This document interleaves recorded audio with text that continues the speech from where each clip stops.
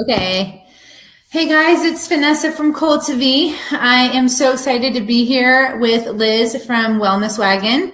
She has her own Instagram account and shares from her heart and her journey, which is, what I'm all about, is your life, your journey, sharing what we've learned along the way. And so I stumbled upon her story a couple of months ago. Gosh, what was that, March? We've been trying to connect since March, and March was Fibromyalgia Awareness Month, and just what she had shared really, spoke to my heart, and I knew that I wanted to bring that to my community, to you guys of Cole to V, to kind of hear a part of her journey, all the things that she tried, kind of the hopelessness that you can run into and find as you are seeking, conventional medical help and not getting any results from all the things that you're trying. So Liz, will you just say hi to everyone and just share with us a little bit about your journey and how you got started, kind of the symptoms you were having, what the doctors were telling you. So go ahead. Yeah, of course. So my health journey started when I was very, very young. I was lactose intolerant. I struggled a lot with digestive issues. I had a lot of food anxiety, and I really ate what is considered the SAD or standard American diet as a kid. Not really eating any nutrient-dense foods, and I had a lot of health issues along the way due to that. I was sick a lot. I had mono whenever I was in 8th grade. I had kidney stones by the time I was in 9th grade. I had 2 serious allergic reactions to antibiotics, 2 different strands. And each of those had a different reaction. One time I swelled up, my whole body swelled up completely. And the other time I actually went into kind of like panic shock. And I've had anxiety ever since then. So those were some of the things that I kind of went through throughout my childhood and throughout high school. And by the time I started transitioning into college, I was finally able to start eating other foods. My food anxiety started to kind of disappear, and I started eating a lot healthier. I gave up gluten whenever I was in 11th grade because I just knew that it did not work for my body at all. But I was eating like all of the sugary gluten-free alternatives instead of healthy ones. So in the end, that didn't help me out too much, but it did make a slight difference. I had pretty bad tendinitis throughout my last couple years of high school. And I was an athlete my whole life. So I was supposed to play field hockey in college, and I ended up dropping it after the preseason conditioning because my anxiety was just too bad, and my tendinitis was pretty bad as well. But I ended up kind of becoming very interested in health and fitness throughout my freshman year of college. I had, like I said, been an athlete my whole life, so not playing a sport anymore, I felt the need to be active. So I kind of started working out on my own. I got into some of the really popular fitness programs out there. I started eating a lot healthier, and I started to kind of become obsessed with health and fitness. And at first it was a great thing. It got me a lot healthier. But as time went on, without realizing it, and I can say this in retrospect now, but at the time I didn't realize that I was using that obsession with health and fitness to kind of cope with a lot of things that I had going on over the past year. So is it fair to say that you kind of developed an eating disorder at that point because of the obsessive? Yes, I would say that wouldn't be full blown quite yet. but those were kind of where like the roots of it started for sure. And that kind of, for me, is where it became mindless. So I started restricting calories at a very slow pace, not really having any troubles, because at first, it was barely anything. It was enough that any average person could cut and just lose a little bit of weight. Right. But as time went on, that small amount of calories became more and more and more. And personally, for me, it was actually the exercise that I would say was worse. I definitely developed a serious addiction to exercise, and I was exercising probably 2 hours a day, almost every single day, intense boxing, running, HIIT, all of that stuff, pretty much every day. And I just felt this intense amount of guilt to exercise. And if I didn't exercise, I just felt like I wasted my day. Like making sure that like keeping track of your caloric intake and making sure that whatever you did, in the gym was like burning that amount of calories that that you took in. Yes. And I know that Fitbits and all those trackers can be excellent for some people who are able to use it for motivation and not get too obsessed with it. Right. But for me, I did have a Fitbit at one point, and everything was about the numbers. And when I finally gave that up, I've never gone back, and I never will, because I know that for me, it doesn't work, and I get way too obsessed. And that's how I am with calorie counting as well. Calorie counting was something that took me months and months and months to finally let go of completely. I started by just trying to very loosely track them, but every time I would end up back at it again. So after probably about 5 months of trying to quit, I finally just had to delete the app. Yeah. And that was the only way for me that I was able to complete. Well, it's hard to say, whoever they are that controls media and the diet and what products that we buy and what they feed us in media is, it's a calorie thing. And so, make sure you eat this many calories, and then anything above that. I mean, obviously, you could go to get Buffalo Wild Wings or something, and like each nugget is like 500 calories. I mean, but like even just your normal everyday portion sizes, they all kind of just put it on you. So it's really easy to get caught up in that spiral. And so like for me personally, mine, I think we talked about this before, mine was a little bit different. And so I just I felt guilty just if I ate at all. And then I would go to the gym and do that same thing. Like whatever I ate, like if I had eaten a lot the night before, go work off that amount of calories. But for me, it was the shift of like eating to be like healthy and not eating to be thin. And I think when I made that switch, like the counting of the calories kind of stopped. So there's this movie out, I don't know if you've seen it, called, I watched this last week, Hungry for Change. Have you seen that one yet? It's so good because it talks about this a little bit, like the mentality behind the dieting and how the mindset does affect what, the body's ability to be able to lose weight or gain weight. So they even talked about Louise Hay.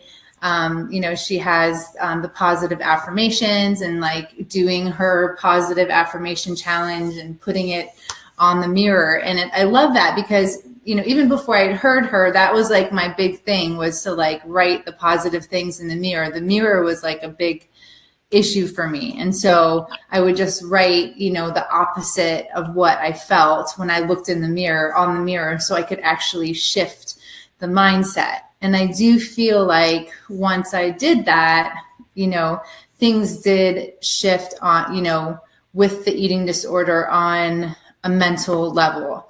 But then there also is the reality, and you have a similar experience, which I'll have you tap into next.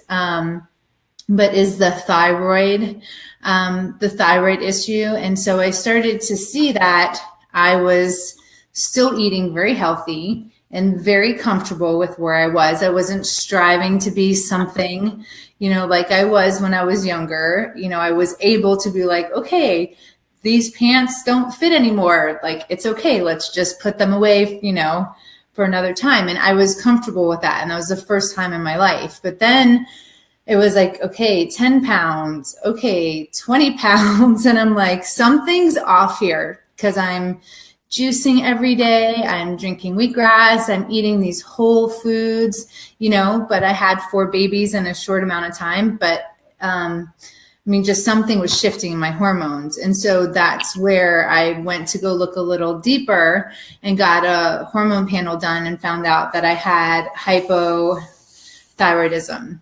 So can you share that piece of your story and kind of how that all tied together with your autoimmune and how you healed yourself? Yeah. So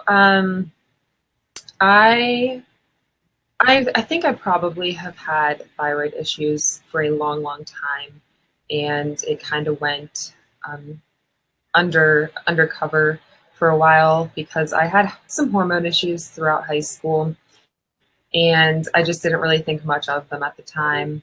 But mind me asking what your symptoms were, like when you refer to that, like, because I think there's a lot of people out there that don't really know, like, are living with certain symptoms and are not relating it to that. Could you share like what those symptoms were that you had kind of picked up on?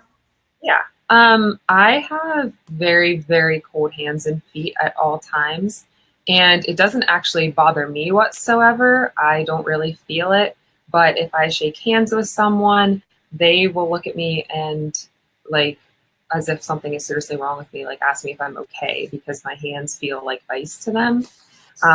Which is something, again, I don't feel, but they do. And that's a very common symptom of hypothyroidism.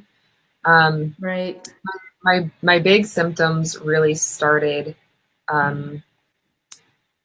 about a year and a half ago as I was recovering from my eating disorder. I was really struggling with kind of like a sugar cravings. I had restricted myself from a lot of sugary foods for a long, long time. And so as I was recovering, I was binging on those sugary foods and in excess amounts. So, I mean, like 2 boxes of cookies at a time, donuts, cakes, anything I could get my hands on. And no one else really ever knew because I always did it on my own when I was alone. And it was very hard to control. But I believe that those times where I was consuming serious amounts of sugar, I believe that contributed greatly to setting off my hypothyroidism as well as my autoimmunity and kind of all of the just emotional trauma that I experienced from having an eating disorder. When you do finally come to terms and accept it, it's not easy, and it's very easy to beat yourself up about it and think like, oh my gosh, how could I ever let myself do that? So those were all things that I believe helped contribute to setting it off. But my biggest symptoms, and the ones that have just been the absolute worst for me, has been chronic pain and fibromyalgia. I am not totally sure what came first, the autoimmunity, the hypothyroidism. I also had heavy metal toxicity. I have leaky gut, serious vitamin and mineral deficiencies. So again, when I was tested, it was after I had had all of these symptoms for almost 2 years. So all of that stuff showed up. We have no idea what actually started first. But the chronic pain was definitely my biggest symptom. And it started off with just kind of like it started off in my calves actually, and I thought I was just running too much, and I Was ended up it the pain? The pain started? yes, the pain started. Okay. And this was right as I began eating more and right as I had come to terms with the fact that I had an eating disorder. It Okay. all happened within that same month. And I ended up going to physical therapy for the calves. And after about 2 months, it kind of finally subsided. And I mean, it really hurt to walk. It hurt to run. Walking up hills hurt a lot. Um, and then only a month after that pain had kind of subsided, I was swimming, and all of a sudden I just felt this like pinch in my neck. And I thought, oh, great, like another injury. I kept thinking I was injuring myself. Mm-hmm. And so I did everything you do for like a pinched nerve, but it didn't go away. I tried muscle relaxers, heating pads, creams, chiropractic. I actually ended up in physical therapy for that again. So I ended up on stim machines, exercises, everything. And this time it just never went away. And it kind of became more widespread. It was like kind of knots throughout all the back of my shoulders, and eventually it ended up in my lower back as well after a couple months later.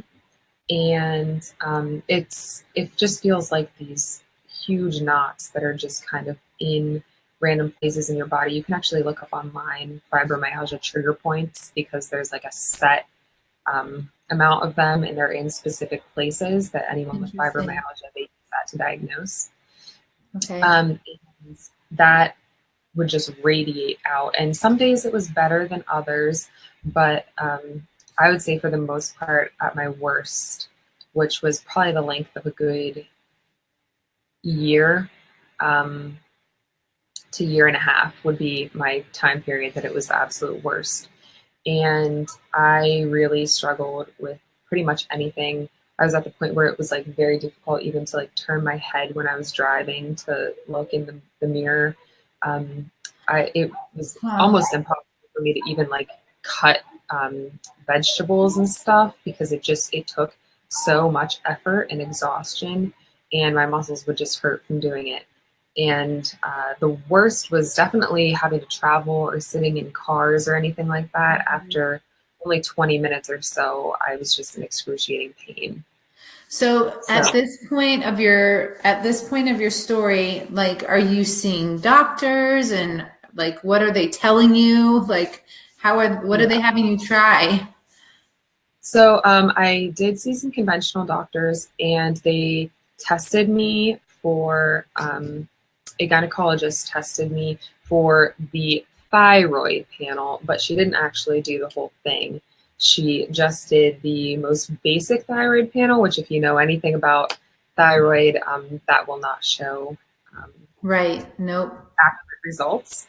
Right. So it came back saying that I was totally fine because she didn't run the full test on me. And my hormones were off though, and Okay. she wanted to put me on birth control, but I did not want to, so I didn't do it. I knew that wasn't the answer. I wanted to figure out why this was happening and not just do that.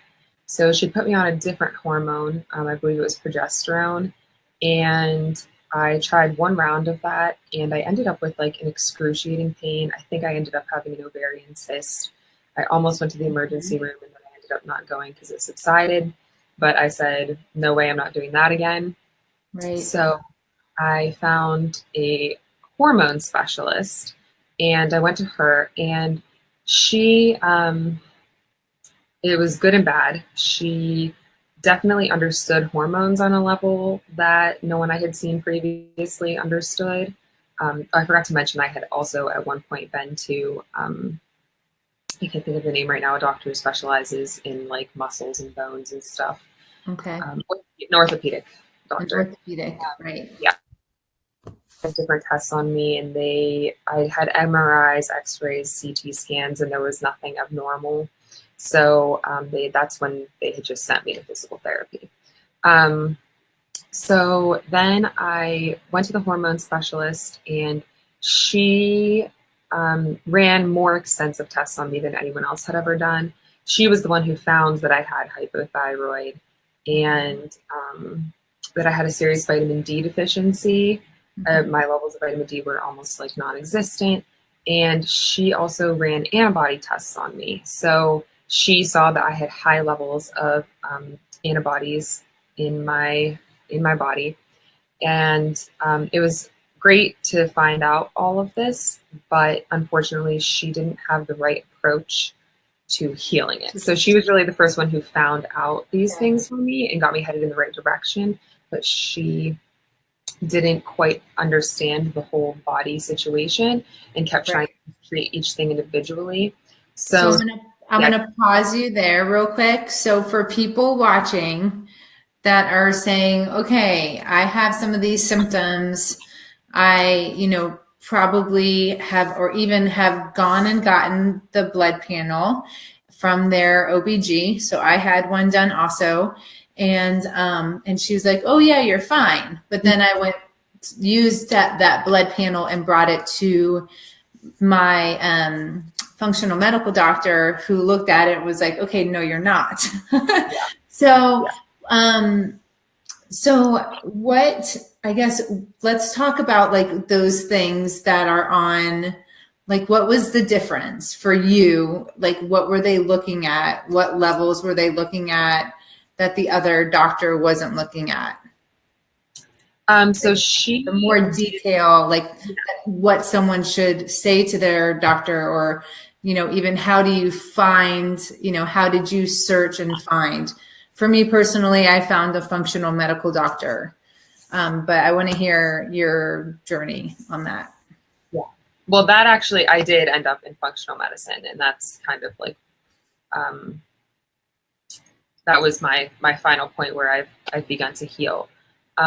After she put me on Armour Thyroid, which is a more natural thyroid medication. It is still a medication, but it is a more natural one. And that fixed my thyroid levels, fixed as in fixed with the medication, not without it. And I had no success whatsoever getting my vitamin D levels up with her, because she just continued to give me vitamin D supplements, but there was obviously something going on where my body wasn't absorbing it, because I was taking 10,000 IUs of vitamin D a day at one point, and my levels were actually decreasing. So that's when finally she also put me on 3 months worth of antibiotics for the antibodies that she saw in my blood. And the antibodies are not supposed to be there, and they do need treated, but unfortunately she didn't understand why they were there. And so the antibiotics actually made the problem so much worse, because the problem was in my gut. And that's kind of when I said, okay, I'm really not getting anywhere with this. I now have some answers, and I know the direction that I need to head in, but I want to actually solve this now. And that's when I really started saying, I feel like there's something more going on here. It's not just, one individual thing that's wrong. I think that there's many things in my body that are not working together. And that's when I started looking into more natural approaches and functional medicine. I was researching all of this online on my own. There was no one guiding me whatsoever. And I found a functional medicine practitioner in my area. And that was last summer, last July. So I met with him, and he finally ran the most extensive tests on me that I have ever had done. I had hair analysis done to test for heavy metals, which I ended up having heavy metal toxicity. Cadmium was my worst. I had stool samples done, which showed that I had candida, which the hormone doctor actually did find the candida as well, and she treated me for that, but I guess it hadn't fully gone away. So that was something I've been working with him on. And then this is something that I actually had known nothing about until I met with him, but you do have good bacteria in your gut as well. and everyone should have it. And I was missing an entire colony of good bacteria in my gut. Wow. It wiped out completely. And we think that was probably from the antibiotics. Antibiotics that the doctor gave you. Yeah. So that I was having so many digestive issues. I guess that's important for me to mention. Stomach pain constantly. And that's kind of what also drove me to look into something else, because the stomach pain was getting to the point where my stomach just hurt so badly all the time. And I couldn't really pinpoint any particular foods or anything that were causing it. I did go dairy free last year before I found him, just because I had had a problem with dairy my whole life, and I finally decided to just cut it out. And that seemed to help a little bit, but by the time I cut the dairy, I'd already had the autoimmunity. I just didn't know it yet. Right. So he tested me for pretty much every blood test you can imagine. I actually blacked out when I got my blood taken, because I had so much of it taken. Wow. But yeah, he looked at all my antibody levels, all of my full thyroid panel. And if you are getting that done, you need to ask for your TSH, your T3, your T4, There you go. everything, because if you just look at one, sometimes it'll be completely normal. But if you look at the others, you'll see that you're actually out of range. So I want to repeat that again. So say that again. The TSA. Definitely want to do your TSH, your T3, your T4, and there's actually a couple others also. I believe there might be like a T3 reuptake. I know. I want to pull my blood panel up right now because we're talking about it. Yeah. Yes. Because it's very important, and you have to really demand those from doctors. My sister went in actually and asked for the full thyroid panel, and she said, "Oh no, I don't think you need it," and didn't give it to her. No, so, you have to put your foot down or find someone that, will take your money to get it done, because they won't, it's just not the normal thing that they do.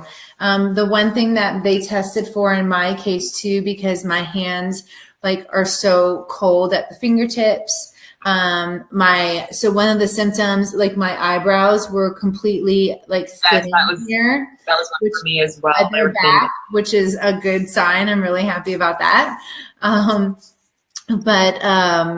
They tested the Hashimoto's, and what's the other one? And those are the the signals for autoimmune. So I'm just repeating this information for those of you watching, for those of you taking notes, saying, okay, what they're talking about, these symptoms are resonating with me. Go and find a functional medical doctor. Sometimes it's just not a hormone specialist and not just your OBG. To take the time to research it and find someone in your area. So sorry, go. You're finish good. With I just need to put those little tidbits for those watching. So good. I'm actually trying and finish. So now you're doing all of this amazing nutrition, your blog on your Instagram account on Wellness Wagon. You're sharing with people your food and your journey, and can you share a little bit about that with me and kind of where you're at now? Yeah, so I had a very, very difficult time whenever I was in this chronic pain, because doctors were telling me that there was nothing wrong with me over and over and over again. They weren't doing any of the correct tests. They were kind of just basically telling me this was in my head, that nothing was really there. They couldn't see anything that was wrong. And anytime I looked up fibromyalgia, basically, I just found the same thing, that there's no cure, over and over again. And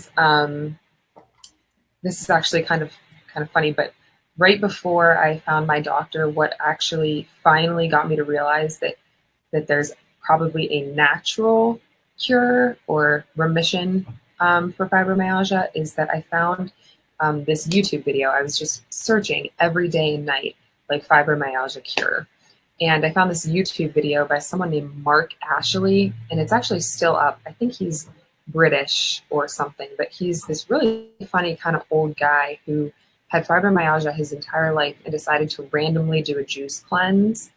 And he actually cured his own fibromyalgia in a matter of days using this juice cleanse. And so that was kind of when I realized that there might be a way to use food as medicine. And that's when I found my functional medicine doctor and started working with him. And I did not do a juice cleanse because, again, I had so many different things that were wrong, and we knew that this wasn't going to be a quick fix for me.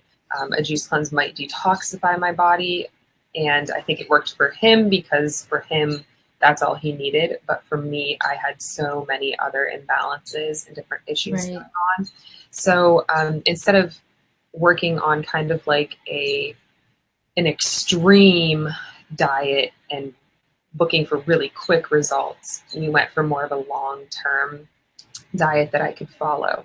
And that's when I began something called the Autoimmune Protocol. And it's actually it's getting more and more popular. And now if you look that up, you can find it. It's abbreviated as AIP. And essentially there are several different foods that they have found really cause an inflammatory response for those with autoimmunity. And if you have fibromyalgia and you're kind of confused as to what that really means, because the modern medical system doesn't truly understand it, it's actually just whole body inflammation. So your most cases of autoimmunity are connected to leaky gut. I don't remember the exact percentage, but it's almost every case of autoimmunity is connected with leaky gut. Mm-hmm. If you have leaky gut, then when you're eating, certain food particles are escaping through holes in your gut lining into your bloodstream. And they're not supposed to be there. So your body stores them in your tissues instead because they're toxic to your bloodstream. So you end up with this toxic waste being stored in your muscle tissues. And that's why a lot of people end up with these knots and with the inflammation and the chronic pain, because it shouldn't be in your muscle tissue either, but that's your body's way of kind of saving you. So in case you have fibromyalgia and you're confused as to what that actually means. But I'm trying to think of where I was going with that now.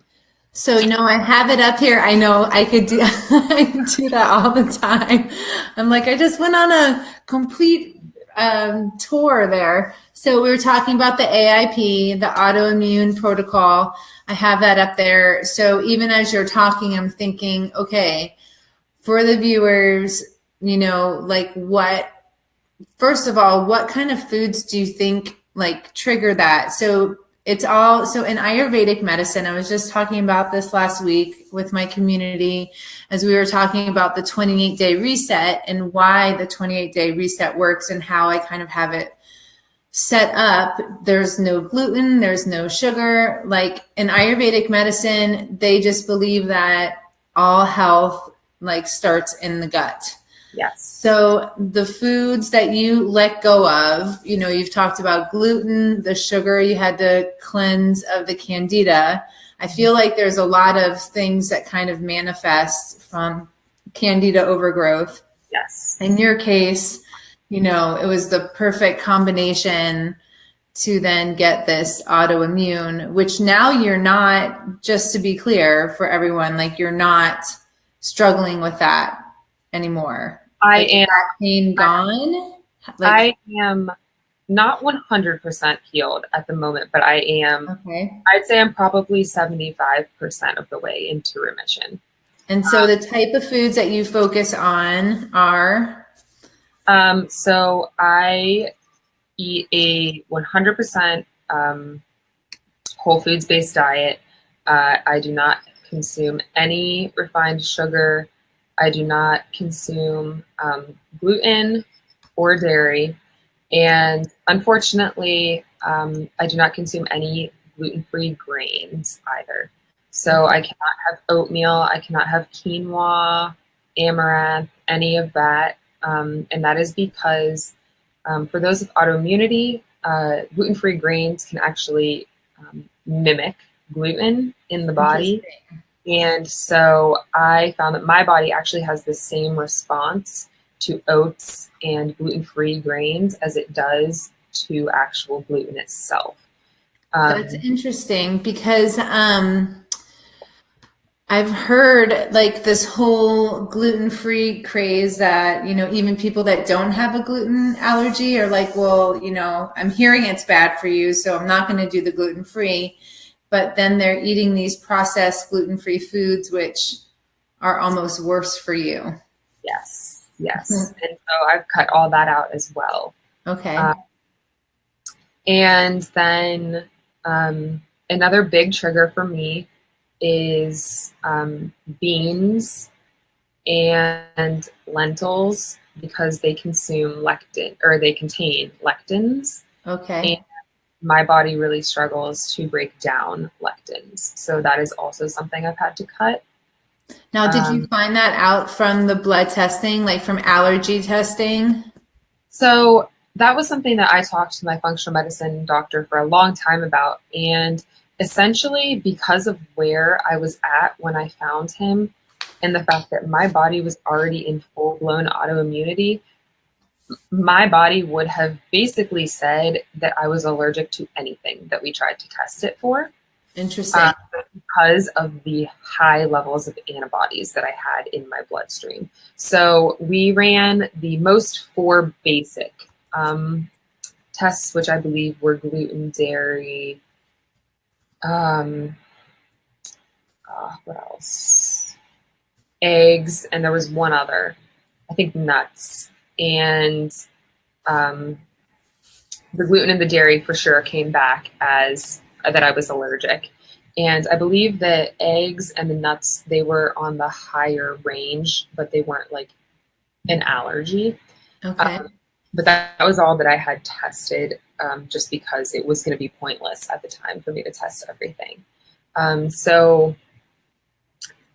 also have had to cut out nightshade vegetables, which are peppers, eggplants, white potatoes, only white potatoes. Well, I guess not only white potatoes, because it could be like a red or a purple potato, but if the inside is white. Sweet potatoes are totally fine. I'm Right. okay with sweet potatoes. Even white sweet potatoes are okay, as long as it's a sweet potato. Okay. The nightshade are a big trigger for me, and the hardest part of that has been having to cut out nightshade spices.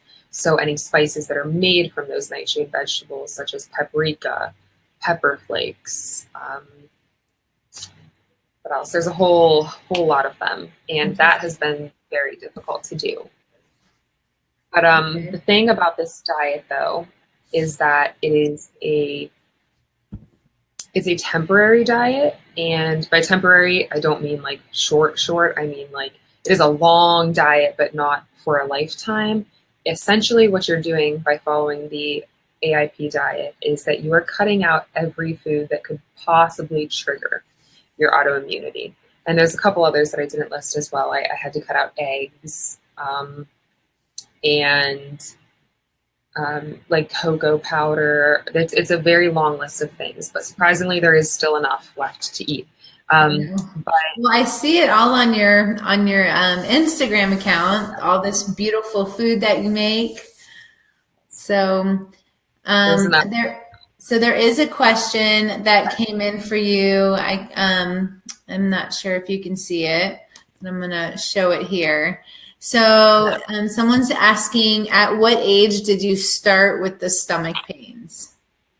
So I had stomach pain from the time that I can possibly remember as a child.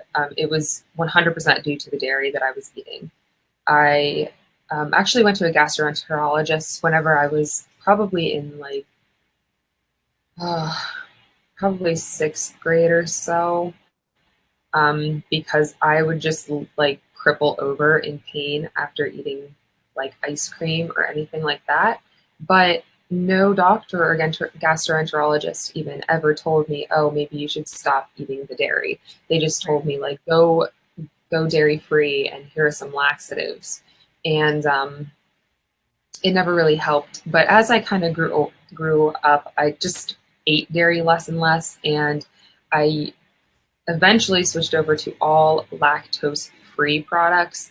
So I was having like the Lactaid brand of everything, and then I was taking lactose pills before I ate everything. And that seemed to help a little bit, but I kind of just thought it was normal for me to have stomach pain from that. And it wasn't until later on that I cut out the dairy, and then I actually stopped having stomach pains for a little while.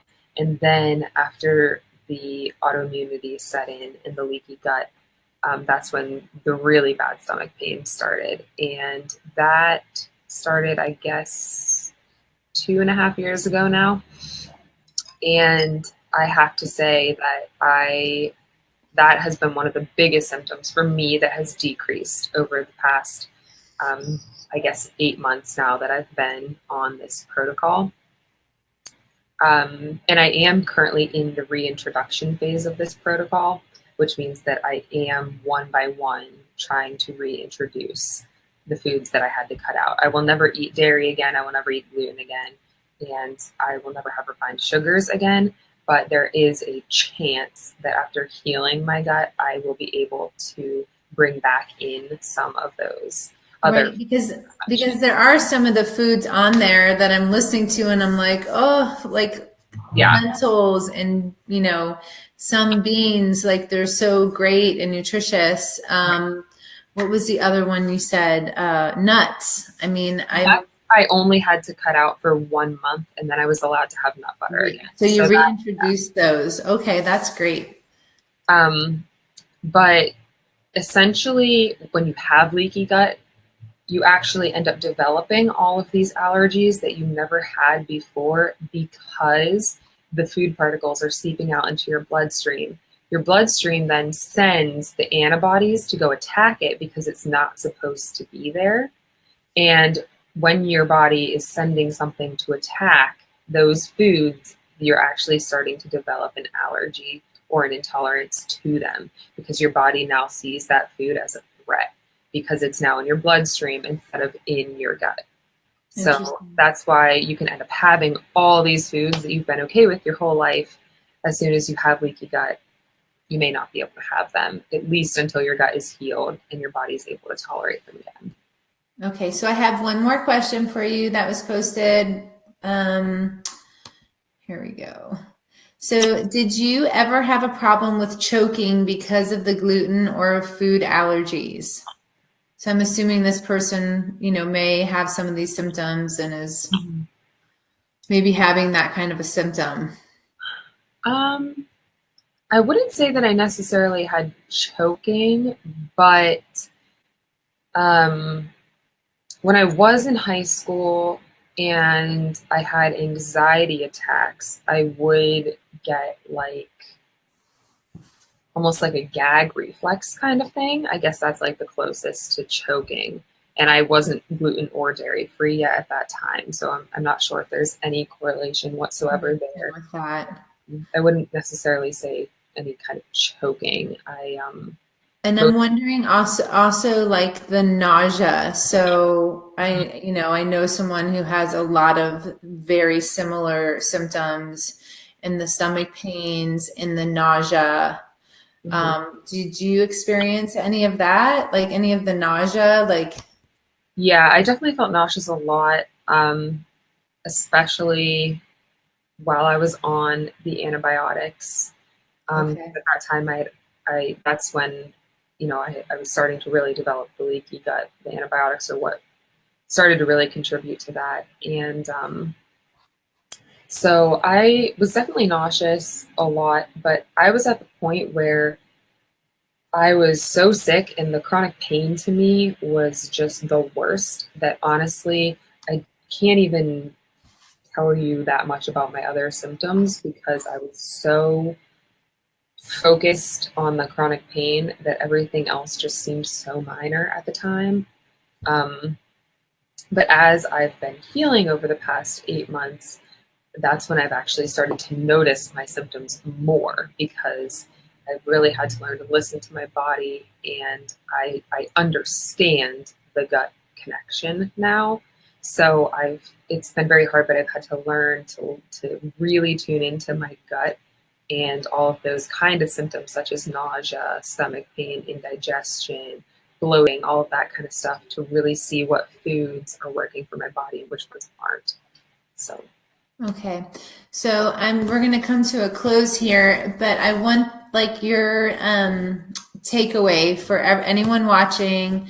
One of the things I'm, thinking, because I know there's people that are out there, they're watching, but it's not really, they're not able to go get the help, the functional medical doctor. It's not covered by insurance, so it's not really an option for them.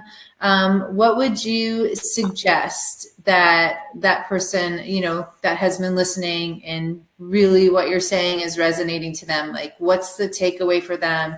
And what do you suggest that they maybe start trying?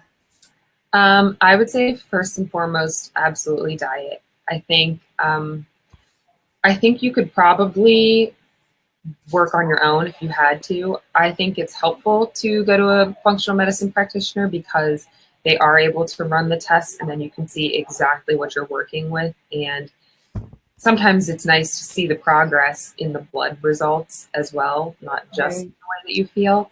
But I think it all, at the end of the day, comes down to diet first and foremost. And I think that if there's 3 main things that you should cut out immediately, it's refined sugar, dairy, and gluten, because those seem to be the 3 biggest triggers. And I've definitely read testimonials by people who that's all they had to cut out. Everyone's body is different. And so there are people who can go on the autoimmune protocol for 2 months and they're fine. I've been on it for 8 months and I'm still working on it. But with that being said, I think the second thing that you need to focus on is the emotional side, because almost every autoimmune case is triggered by some kind of trauma or emotional difficulty in your life.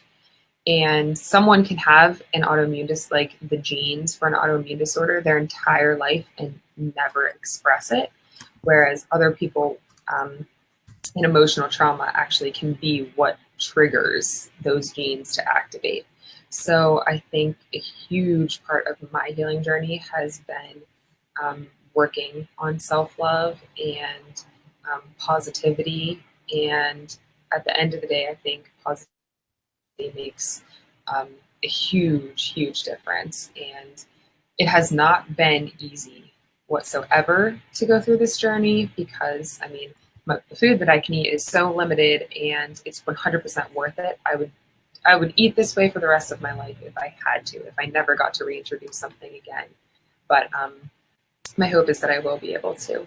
But I think definitely taking a look at the emotional side and really just when you have something like this, and I'm sure you can attest to it too, healing is a life-changing experience. You're not going to heal by just changing one small thing in your life. You really have to take a look at your life as a whole. And that's why I find holistic nutrition so fascinating, because it looks at the whole body, your whole life, everything working together. You need to look at your stress levels, your sleep, your eating patterns. Are you doing what you love in your life? And so I think that you definitely could work on your own. And if you were willing to look into all of those things, I think there's enough good information out there on the internet. You just have to really search for it. And anytime I found an article that said that I couldn't heal myself, I exited right out of that article and I found a testimonial of someone who said that they could. Absolutely. So I think that that's a huge part of it. And if you do have gut issues, your gut takes 6 months to 2 years to heal completely. It's a very long journey. And that's why I'm not in remission 100% just yet. My life is a million times better, but I am still healing and I am still working on it. So I think it's all about persistence. And if you don't care enough about yourself, then you're not going to be able to make the changes necessary to get better. So you really have to put yourself first. Right. That's awesome. So I'm going to end here. Thank you so much for joining us. I'm so glad we finally connected. And I do just on that note, with the last couple of things that Liz was sharing, I really encourage you, if it's not an option for you to go see a functional medical doctor, I encourage you to sign up for the 28-day reset. This is my little version of what Liz has been doing with the functional medical doctor. Mine is based off of the Hippocrates Institute diet, but a little easier because you're able to have breakfast. And at Hippocrates, you do green juice all day until lunchtime. But give it a try. And it's not just the diet. I love what Liz said. She referred back to it's the mindset, and, when she saw something negative, she went and saw something that's positive. Write positive affirmations on your mirror. So the 28-day reset is a 4-pillar, diet being one of them, exercise, meditate, and reflect. So those 3, exercise, take a long walk. It's not pushing this, heavy, intense workout, but you are taking an hour for yourself. Go outside, take a nice walk with your kids. Just make sure that you're taking an hour a day for yourself. The meditate, we have guided suggestions in our emails that will come and educate you on how to meditate. If you've never done it before, you can also find archives on meditation on the Cult2Be Facebook group. And then the reflect, which is taking time to sit and journal.